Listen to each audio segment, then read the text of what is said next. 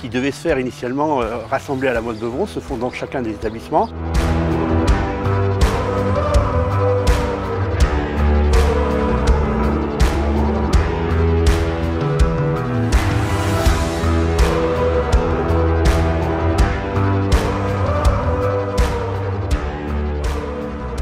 Les défis tels que nous les découvrons au cours de cette semaine, ça s'est mis en place sur l'annulation des défis qui devaient se dérouler à la Motte Beuvron sur 3 jours. On a proposé un programme complètement différent. Puisque en fait c'était de mettre en avant les différentes réponses avec le cheval que pouvaient apporter les centres équestres par rapport à des publics différents.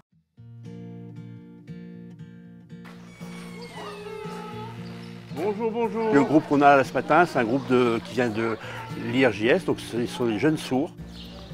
Un club comme ici, il se doit d'accueillir tous les publics, et notamment les publics en situation de handicap. Alors, le groupe que nous venons de voir cet après-midi est un groupe du foyer d'accueil médicalisé Andas à Vernouillet.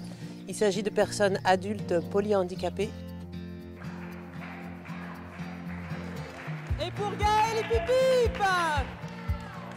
Le cheval a des rôles différents. On va lui faire tout au moins jouer un rôle différent en fonction des publics. Je disais qu'on pouvait travailler sur la rééducation, rééducation fonctionnelle. Donc à ce moment-là, c'est la locomotion du cheval qu'on va utiliser pour faire ce travail. Si on est avec des publics autistes, on va être sur de la sensorialité. Donc là, ça va être sur les émotions qui vont être jouées. On ne va pas forcément utiliser le cheval dans sa motricité, mais plutôt dans son toucher, dans tout ce qui est la relation au cheval.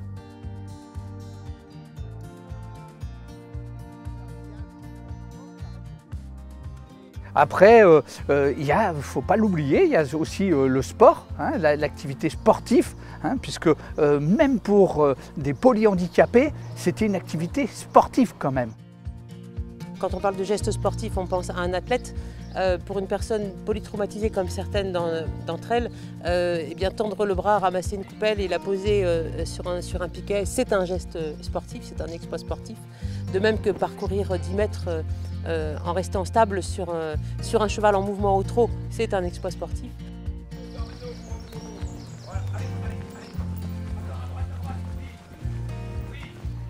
J'ai des problèmes visuels. Et avec l'équitation, comme j'ai mon handicap, je ne peux pas faire des choses correctement. Il y a des différences, bien évidemment. Ce pas des cavaliers comme les autres, parce qu'ils ont leur spécificité. C'est exactement le même fonctionnement qu'avec tout le monde, parce que l'idée, c'est vraiment qu'ils soient aussi au contact du cheval. Donc aller au pré, c'est normal. Les préparer, c'est normal. Ils ne sont pas juste là pour monter sur le poney. Ils sont vraiment là pour avoir une interaction avec le cheval.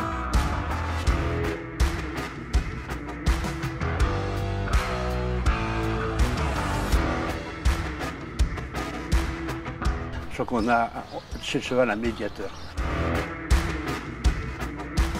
Un vrai médiateur dans la relation, et à un moment donné, le cheval il n'entend pas quand on lui parle, justement lui, il a ses codes, et avec ces jeunes-là, c'est formidable franchement. Voilà. Alors on avait Chloé, qui en fait a beaucoup de retard à l'école, qui est en classe de SECPA, en classe de 5e en SECPA, qui a totalement changé dans son comportement à la maison, qui s'est remise à vouloir travailler à l'école. Elle était beaucoup renfermée sur elle. Et grâce au poney, ça l'a beaucoup aidé à s'ouvrir aux autres. Ah, et le départ. L'équitation, c'est le seul sport déjà qui se pratique à deux. Qui peut être individuel ou en équipe, mais à deux, puisqu'on est avec un cheval. Un cheval qui est vraiment sans jugement. Des jeunes, au début, ils étaient complètement tétanisés devant les chevaux. Et au fil des séances, avec de la patience, on leur a donné confiance en eux, et voilà, on arrive à ça. Alors c'est vrai que ça peut paraître basique, mais pour eux c'est tellement important, quoi. C'est leur Everest. Il se sent bien avec le poney, il aime le brosser, monter dessus. Et puis c'est un contact agréable, le poney ne lui demande rien et lui ne demande rien au poney de spécifique. C'est un échange entre eux et ça se passe bien. Tous ces publics-là, ils nécessitent un peu des compétences, et ces compétences, on peut les acquérir grâce à la Fédération française d'équitation, qui développe le brevet fédéral d'encadrement équihandis, qui permet justement à nous, enseignants d'équitation, de s'approprier ces publics un peu différents, autant moteurs que mental, voilà, tous les publics différents, grâce à cette formation qu'on peut avoir au niveau fédéral.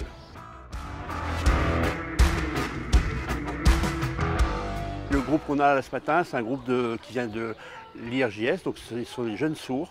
Et donc totalement, il a fallu réinventer un peu nos codes d'enseignants, mais donc le moniteur qui est formé chez nous pour ça réussit justement à faire pratiquer l'équitation avec ces jeunes sourds qui viennent régulièrement tous les jeudis matins. Regarde, du haut vers le bas. Oui, très bien.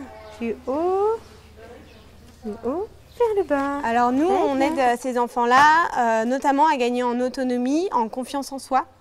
Le but, c'est d'arriver aussi, grâce au relationnel animal, de captiver un peu les enfants et les sortir un petit peu de leur lieu de vie habituel et de s'adapter surtout autour des animaux. On va prendre une balle et on marque un panier. Allez. Toujours enrichissant pour nous de faire découvrir le contact de l'animal. Ah bah oui, tu prends un cravache et on le fait là-bas dans la montée là. On essaie de galoper dans la montée. Hein? Ok. Allez, moniteur. Allez. Oui. Est-ce que vous avez tout vu le parcours? Quentin, t'es prêt? Nous avons parlé un petit peu du challenge.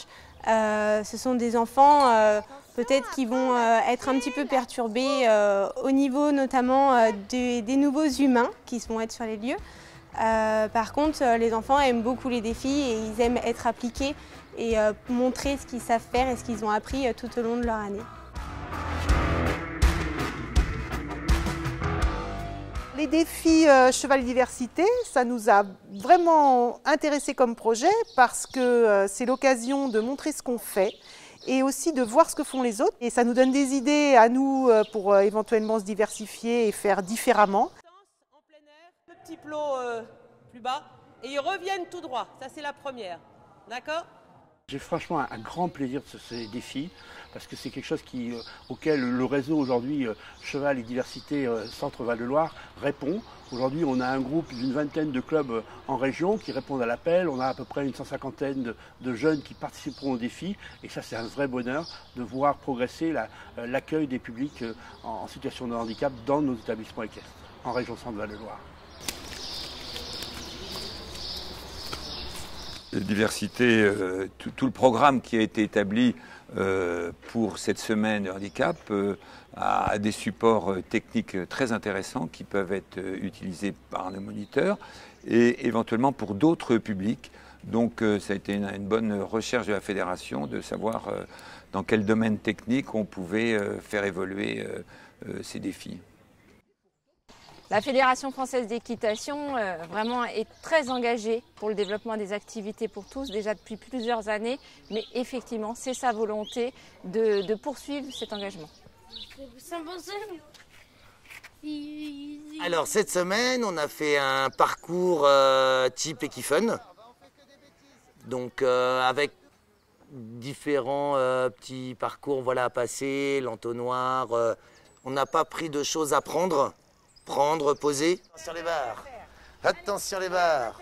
Le défi, c'était de relever un défi, de dépasser le faire pour faire ensemble et d'avoir des équipes mixtes qui venaient s'affronter, qui venaient prendre du plaisir au sport de l'équitation. Et on salue.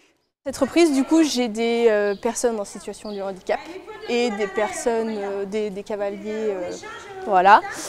Donc c'est vraiment un cours qui est très mixte et donc on a préparé cette reprise de dressage. Je me suis inspirée des petites reprises de dressage qui sont dans Cheval et Diversité.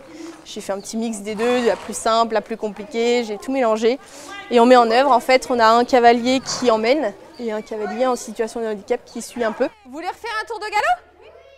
Allez, qui est-ce qui veut refaire un tour de galop? Voilà, super. Allez Nola, il va s'arrêter Nola, tire pas sur les rênes Loulou.